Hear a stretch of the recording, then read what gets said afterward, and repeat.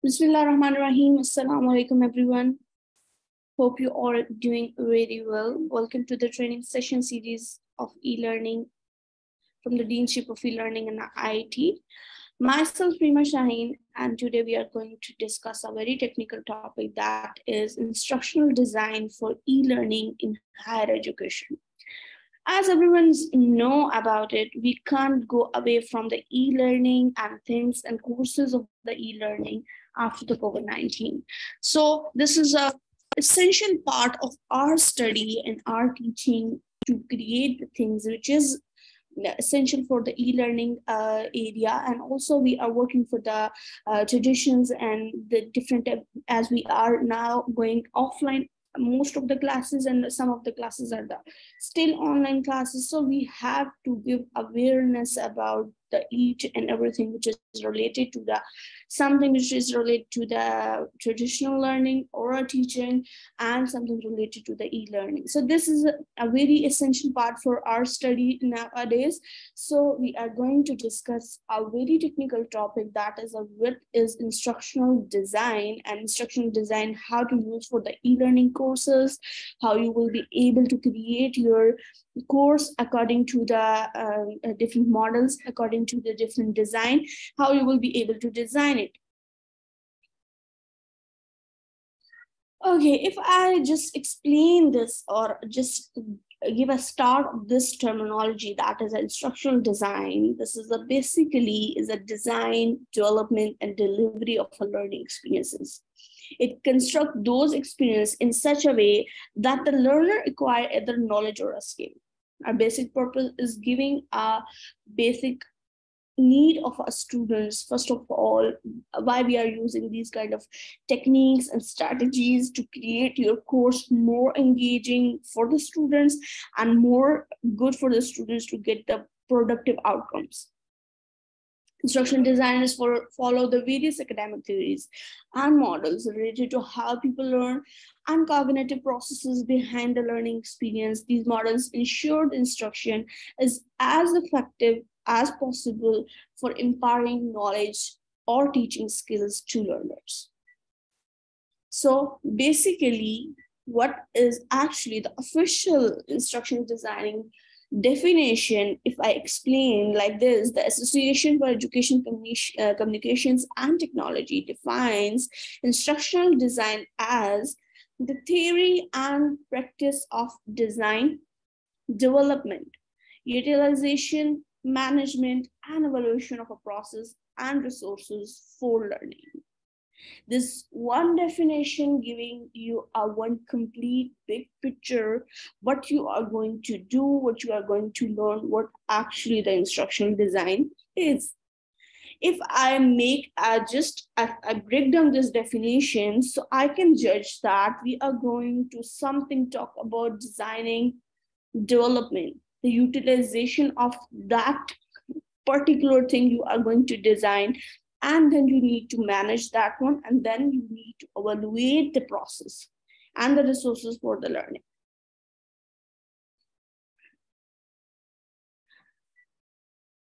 Okay, let me a little bit more definition or giving you a more clear idea about the instructional design.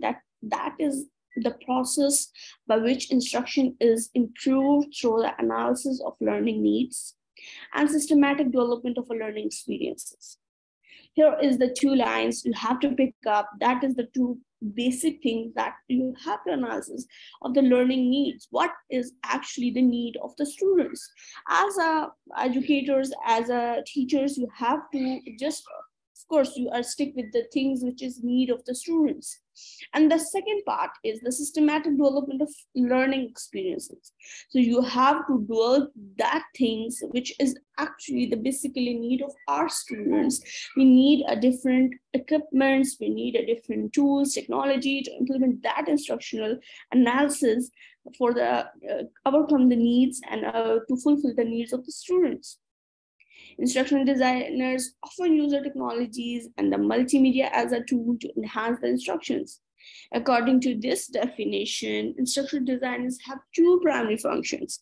The first one is to analyze learning needs, and the second one is to systematically develop improved learning experiences.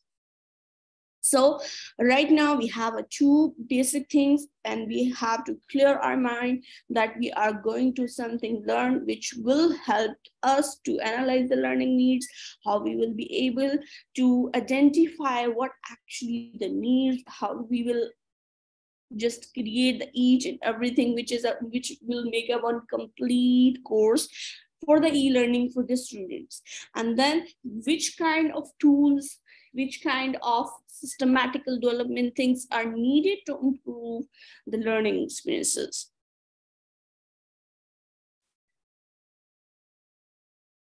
Okay, the instructional design for the online learning, it's a process by which course designers plan out the structure and flow of their online courses, ensuring that all steps and parts are included so that their education goals are met. So this is the same thing if I'm talking about a simple instruction design for the traditional course, or if I'm talking about something which is related to the online learning, it's have a little bit just different things which is make it just the structure is the different, that the basic purpose is to design something, design a course, to plan out a structure and a flow of their courses, and ensure that all the steps and parts are included to fulfill their needs, fulfill their educational goals.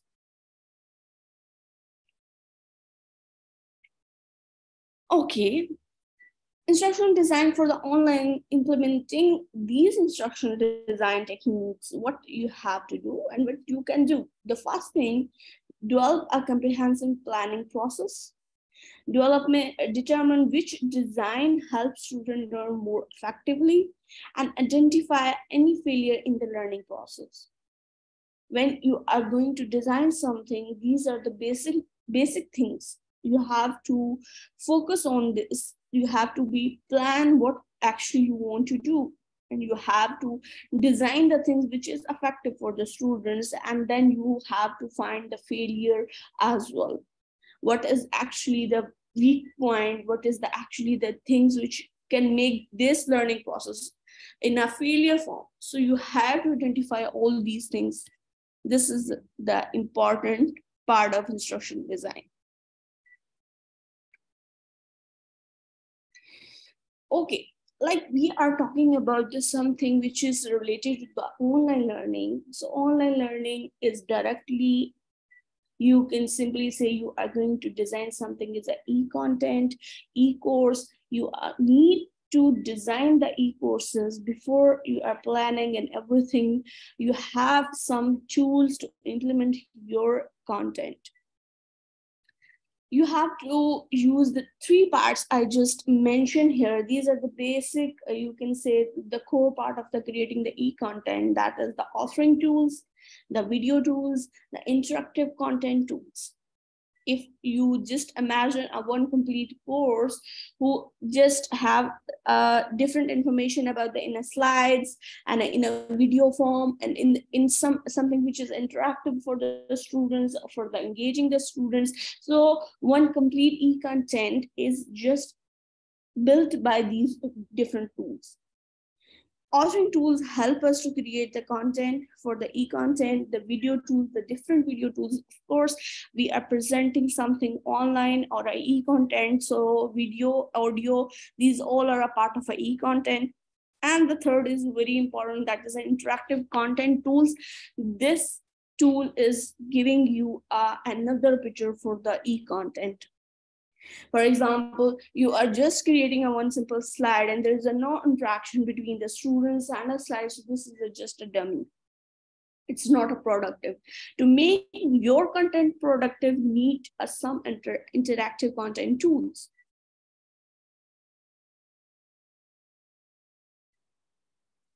Okay. Here is the mention some of the e-learning authoring tools. Basically, authoring tools giving you an opportunity to, you can edit your content according to your choice. you can add the different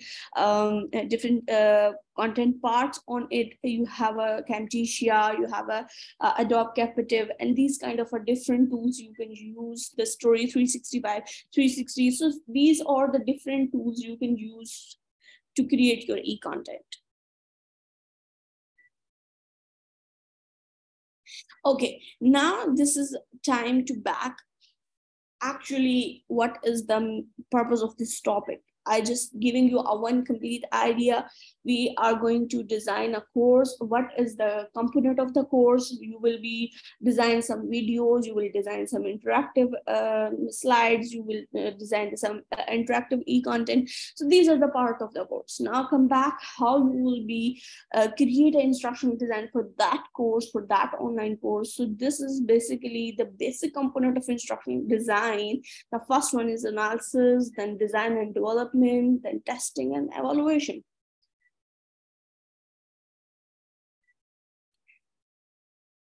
Okay, what is basically analysis? Analysis phase is the foundation of a learning and the training process. The deliverables of this phase are building blocks for all subsequent design and development activities.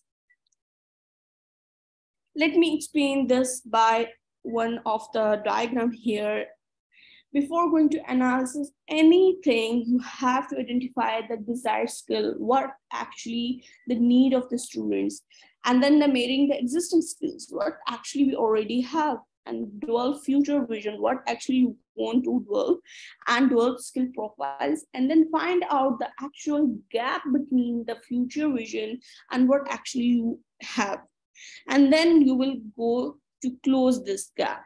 Basically, to implement any new thing, the purpose and the analysis, you will be just need to analyze that what is basically the gap, what you want to implement which is not already there, to give a more good outcomes, to give a more productive things. Then the second phase, that is you have to move towards to design that thing. So instructional design is the process of using our knowledge of how people learn to guide our choices of instructional sequences and strategies to meet the needs of learners and desired learning outcomes. So here is the part where you are going to give or implement some of the designs, some of the strategies, and which is must be help us to fulfill the need of the learners and desired learning. Okay, now I'm just figure out some of the instructional design software tools are here available. The first one is eLearning authoring tools. The second thing which help you to create your instructional design is a mind mapping tools. Third one is presentation tools, graphic and infographic tools, the video tools, the audio and sampling, interactive learning tools, survey tools, and the PDF and the flipping book tools. Okay, these all are mentioned here. We have a separate session on every of the point I just mentioned here. We have just a session on authoring tools, the mind mapping, the presentation tools, the graphic infographic, video tools, each and everything separately conducted one complete session to explain you how you will be work with the mind mapping tools and the authoring tools and the other tools. So these are the simple 9 points I just mentioned here. You can use these kind of the tools to help you to create the best instructional design.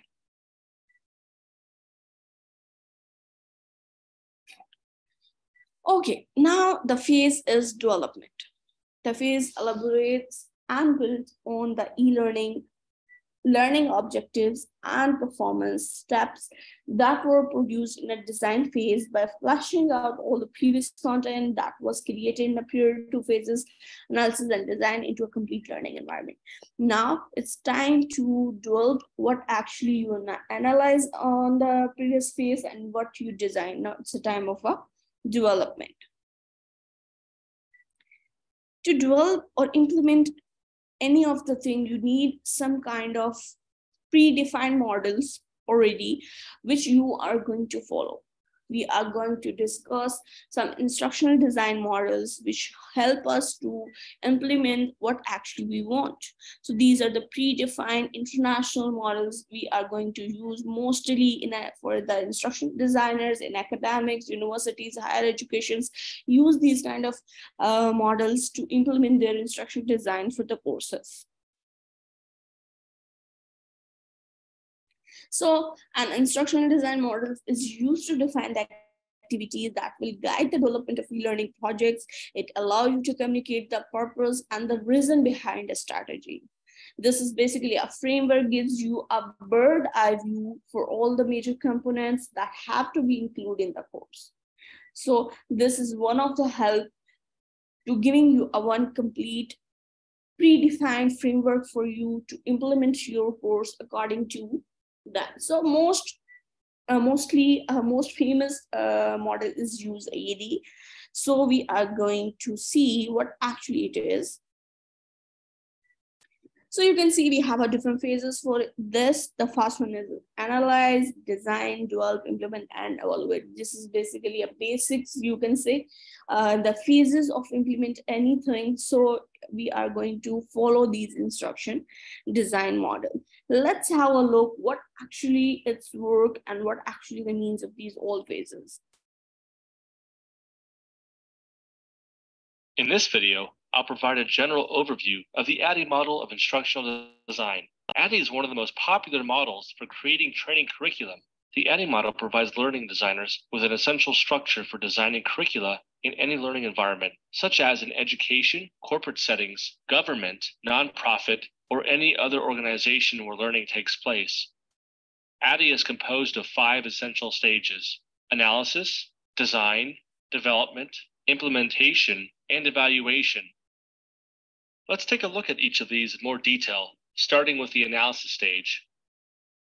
At the analysis stage, instructional designers gather information and make decisions that will make the training development process much smoother later. There are several major activities that occur at this stage. Instructional designers identify the training needs. Learning objectives are created that address the needs. They define who their audience is to which the instruction will be targeting. The training content is selected that will help the target audience achieve the learning objectives. The most appropriate delivery methods are then selected. The resources and constraints are established that direct by when the project will be complete, the budget allotted, and the resources available. During this stage, communication begins with those who may be involved in the design or implementation. This may include graphic designers, corporate trainers, and more. This information is used to guide the activities of the instructional designers during the next stage, the design stage. During the design stage, the instructional designer creates the blueprint for the instruction. There are several major activities included in this stage. The learning content and information is sequenced into logical segments or units. Storyboards are created for e-learning modules or training videos.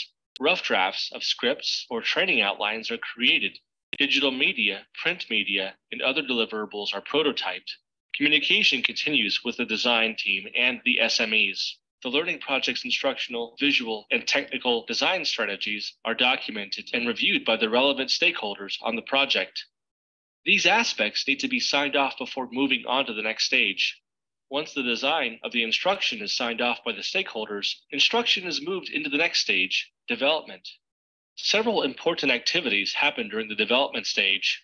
The developers create, assemble, and organize the digital and print deliverables that were begun in the design phase. Training videos are recorded, edited, and produced. In the phase of the development, you are going to use the different tools to create your videos, the interactive content, and the authoring tools. These tools help you to create your content, what actually you want to give the deliverables. So in the phase of the development, you are using these kind of the tools. And any technological aspects of training are tested and finalized.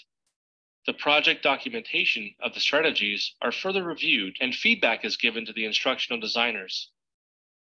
Some or all of the training may be piloted with a select group of individuals, including members of the learning design team.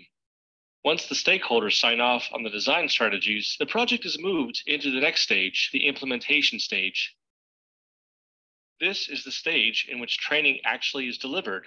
During this stage, videos, e-learning, help aids, and other materials are accessed by the participants. Also, the learners outside of the test groups now participate in the classes and training. Evaluation intersects with each of the other stages of the training process. This involves two major components, the formative evaluation and the summative evaluation. The formative evaluation describes the examination that is done throughout the other four stages of the training process.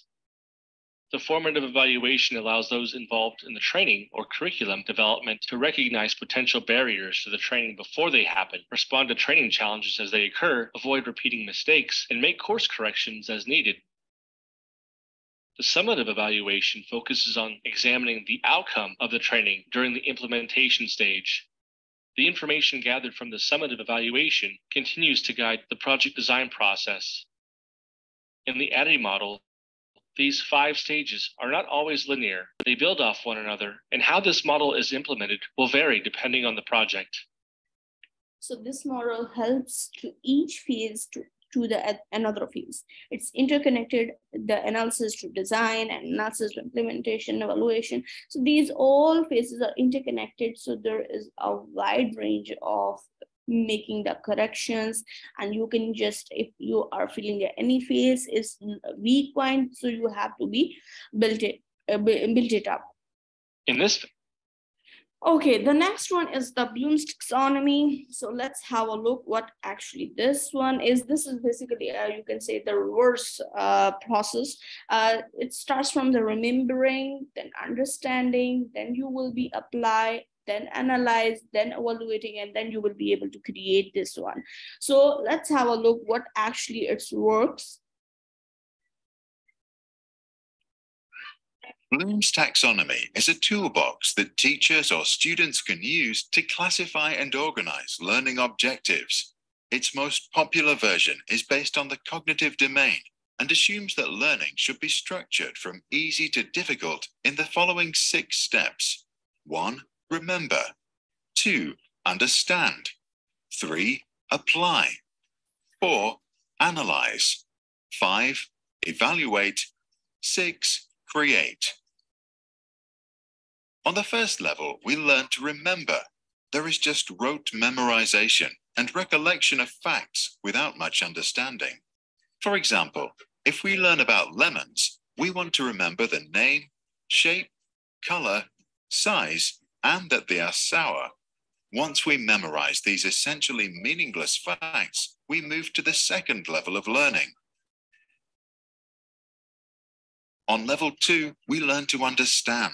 We begin to decode information and learn that a lemon is yellow when it's ripe to eat, and if we take a bite, that it's really super sour.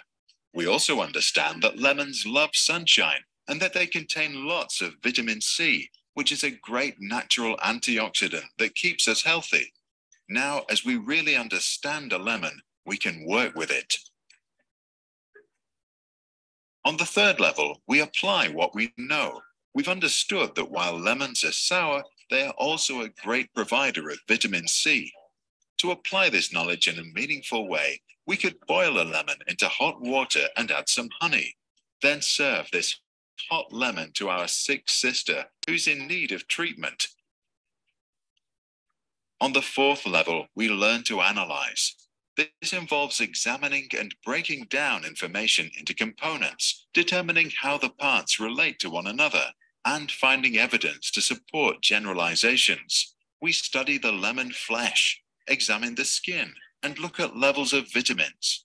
We conclude that we can eat everything inside, while the skin tastes bitter and contains traces of toxic pesticides. It ought not to be consumed. Now we are ready to evaluate. We analyze, critique, and compare. To evaluate our lemon as a good source of vitamins, we compare it to other sources, such as oranges and supplements. We look at the following properties: vitamin levels, affordability, taste, and packaging waste. If we evaluate our thoughts critically and without bias, we learn where the lemons score high and where others score higher. Now, after we have learned, understood, applied, analyzed and evaluated, we are ready to create.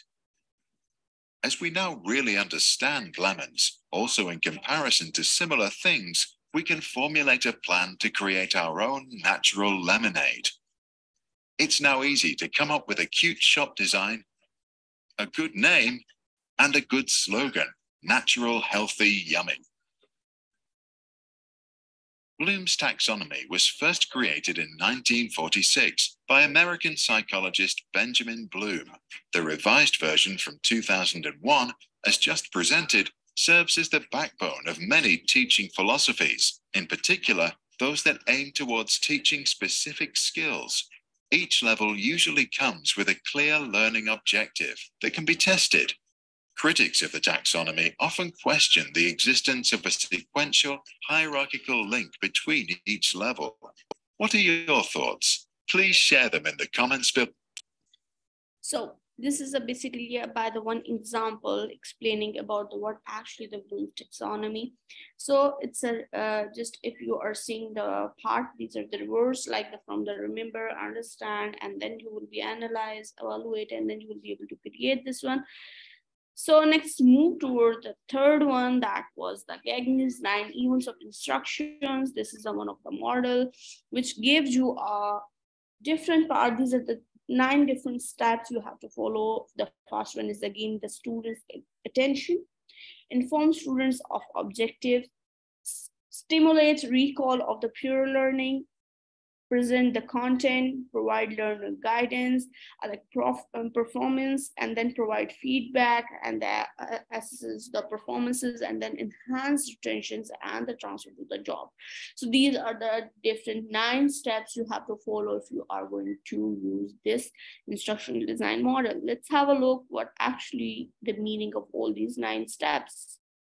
The Conditions of Learning by Robert Gagne.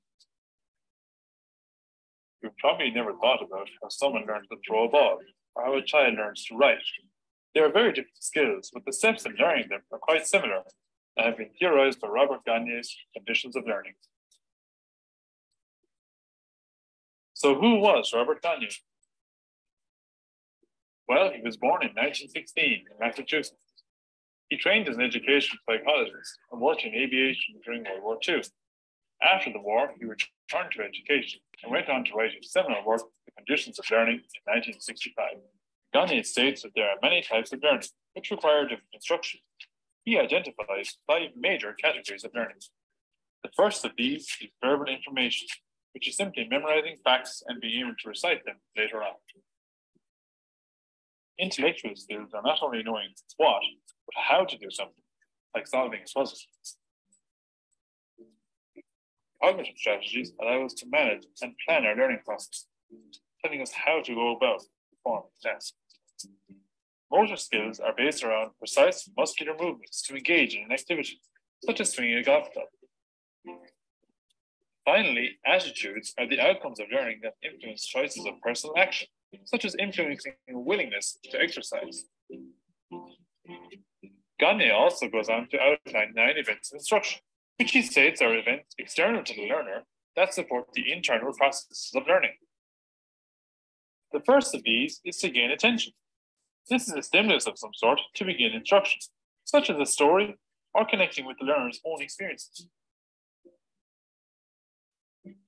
Informing the learner of the objective is telling the learner what they'll be able to do at the end of the instruction.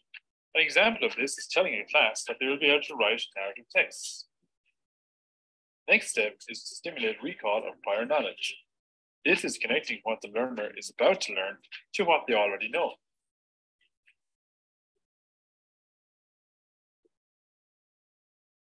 Presenting the materials is the next step. This involves presenting content across a range of different modes, so as to best engage the learner.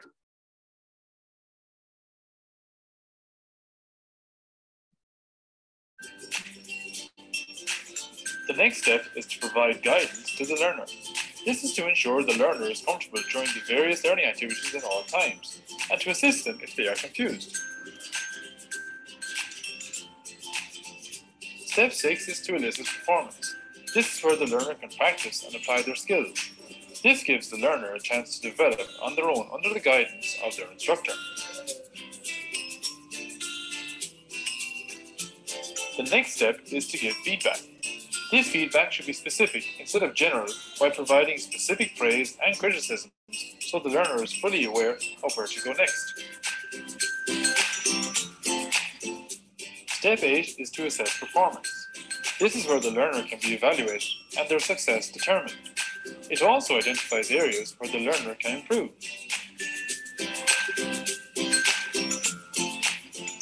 Finally, step 9 is enhanced retention and transfer. This allows a review of the lesson and gives the learner a chance to apply their skills in the field and to see if they have retained them. So what are the benefits of Gagne's conditions of learning?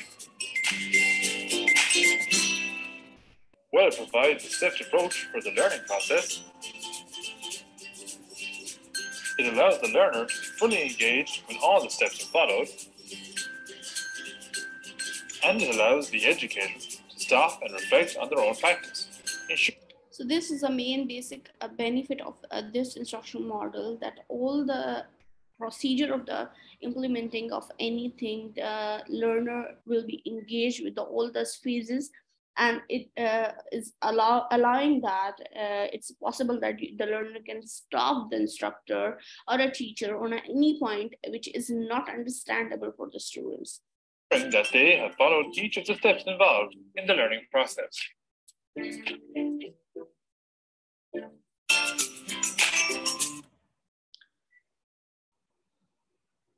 Okay, we just go through all of the specifically which is mostly use the instructional model and how it works. We are giving a different demonstration about the instructional models. You can use any of them and you can implement what actually you want to implement for the students' productive outcomes.